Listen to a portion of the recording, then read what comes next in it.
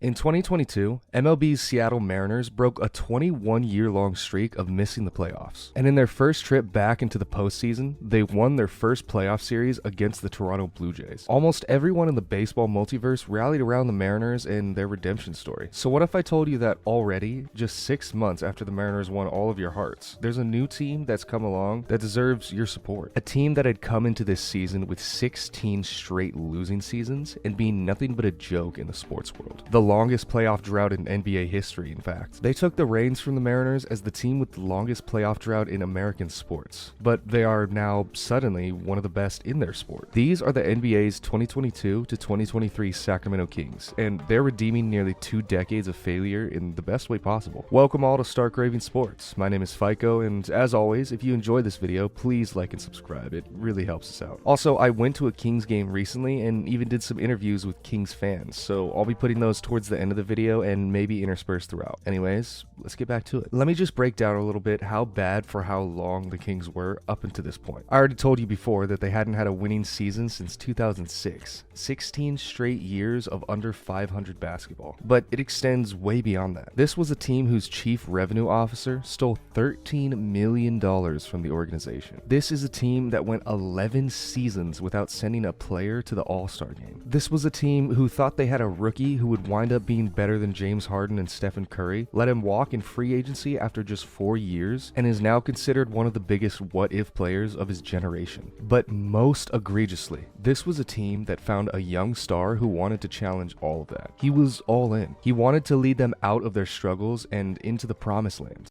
Oh, me. And then they unexpectedly traded him with no upfront notice. You know, as one does. He cried. The other players couldn't believe it.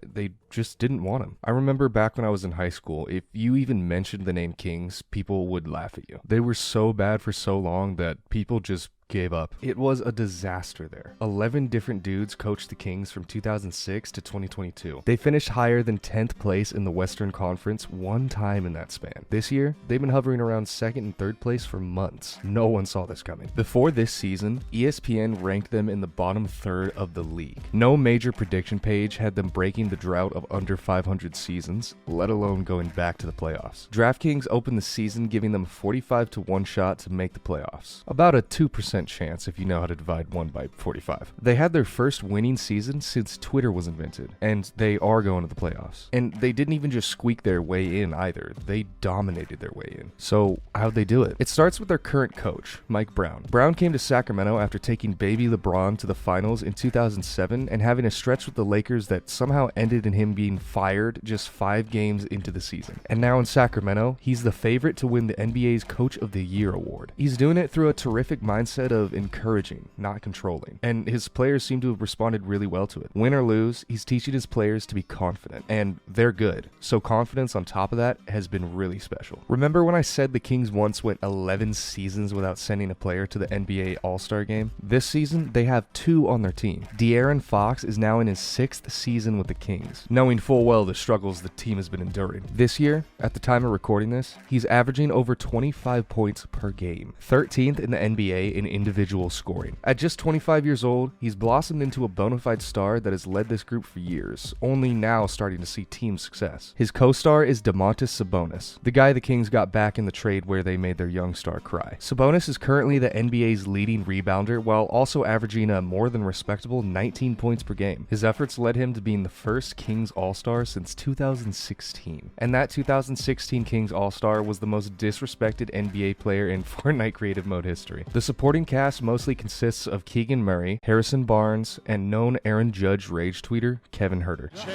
Another 50. Oh my goodness. Sir? He wanted to literally rip the rib off. All of whom give the team productive minutes and value on the court. Remember, this team used to be a laughingstock. If you weren't a basketball fan, you might have just known this team as, hey, who are the Kings and why is Waka Flocka wearing their jersey as he busts some moves with his show's sign language interpreter? Now, they're a bunch of good players who make Barry Bonds look like a small dude. Again, at the time of writing this, the Kings have some fantastic team stats too. With just a few games left in their season, they lead the NBA in points scored per game, are 2nd place in field goal percentage, and third place in assists per game. They score, they're unselfish, and they're efficient. And for a team of underdogs in a small market, what's not to love there? So, with that all being said, you would think the townspeople rally around the Kings a lot more than ever before, right? Hell yeah, they do. Average attendance at Kings games this season has been almost the capacity of the arena they play in. And every time they win at home, a purple beam of light gets cast into the sky over the arena. It's beautiful. Fans will chant for the beam to be lit after every win, or at least when they start to think the Kings are going to win the game. And hey, even if the Kings manage to go on the road and pick up a win, you might still hear fans chant for the beam to be lit.